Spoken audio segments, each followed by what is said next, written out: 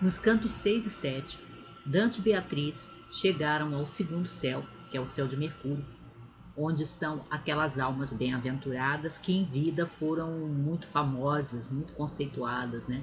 Desfrutaram de muito poder, muito status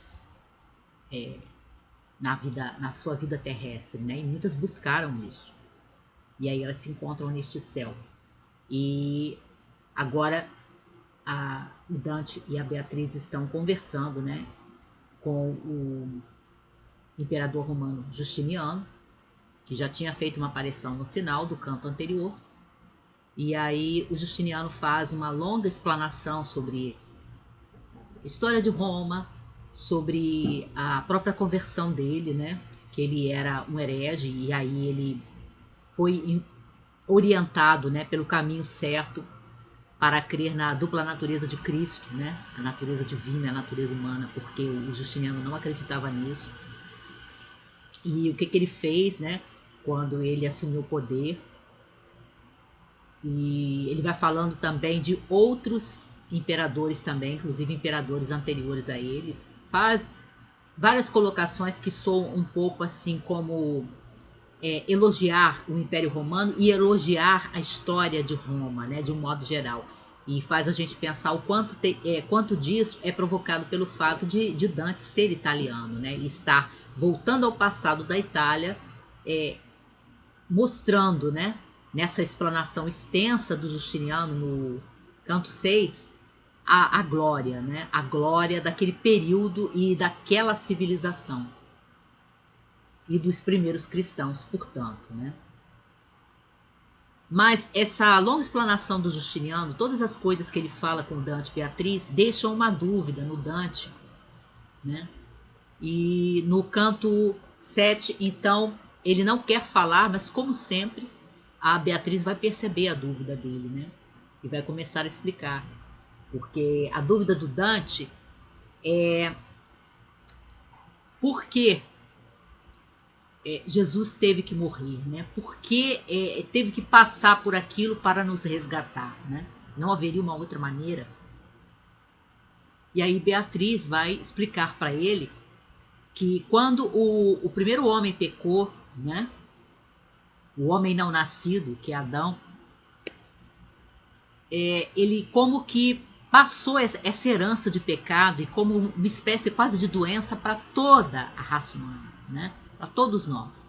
Então foi uma falta muito grande, né? Não simplesmente comer o fruto, mas o que comer aquele fruto proibido para ele significa dentro daquele contexto da escritura, né?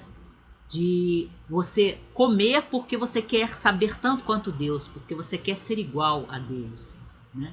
Então, todo aquele contexto nos mostra como foi grave aquela transgressão, como foi séria aquela falta. E isso atravessa toda a raça humana a partir de Adão, que cometeu o primeiro pecado, né? Que aí como que deixou essa herança de pecado para todos nós, uma espécie de doença para toda a raça humana.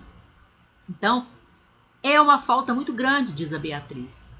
Mas você não pode simplesmente pôr de lado, porque é uma falta, né? É uma transgressão. Se Deus não punisse isso, onde estaria a justiça? Ao mesmo tempo, é uma falta tão grande, é um pecado tão grande, é uma transgressão tão séria, que não tem como o ser humano pagar. É impossível. É como se você tivesse uma dívida enorme, gigantesca, que você descobriu que tem essa dívida. Imaginemos uma dívida financeira. E que você sabe que mesmo que você trabalhe o resto da sua vida, você não vai conseguir pagar aquilo. Mas você tem essa dívida. Então o que Deus faz? A justiça mostra que tem que haver uma punição para isso. Tem que haver um castigo. Onde estaria a justiça se não houvesse punição? Se não houvesse um castigo? Mas aqui está também a misericórdia, porque Deus é justo e é misericordioso. O ser humano não tem como pagar isso. É impossível. A criatura humana, nenhuma criatura humana, por mais que tentasse, conseguiria pagar o preço, conseguiria dar conta desse castigo. E aí o que Deus faz? O perfeito equilíbrio entre justiça e misericórdia. Jesus Cristo, a segunda pessoa da Trindade, Filho de Deus, se encarna, se torna um ser humano como todos os seres humanos, né? Ele sente fome, ele sente sede, ele fica cansado, né? Tem todas as limitações, ele se despe da sua glória, como diz a Escritura, e se encarna como ser humano, e ele paga o preço. Ele morre. Ele morre na cruz. Ele passa uma longa humilhação, ele passa por um processo injusto, ele morre debaixo de agonia e morre injustamente na cruz. Então você tem aqui perfeita justiça e perfeita misericórdia. O homem pecou, mas não pode resgatar o seu pecado. Deus entrega o seu próprio filho e então paga esse preço. Se encarna e paga o preço no lugar do ser humano. E aí está a perfeita justiça e perfeita misericórdia. Completamente equilibrado, né? E a Beatriz então explica isso para Dante. E no que ela explica isso para Dante, que toma a maior parte do canto 7, nós vamos ao canto 8 então, no ano que vem, quando eles vão entrar no terceiro céu, que é Vênus.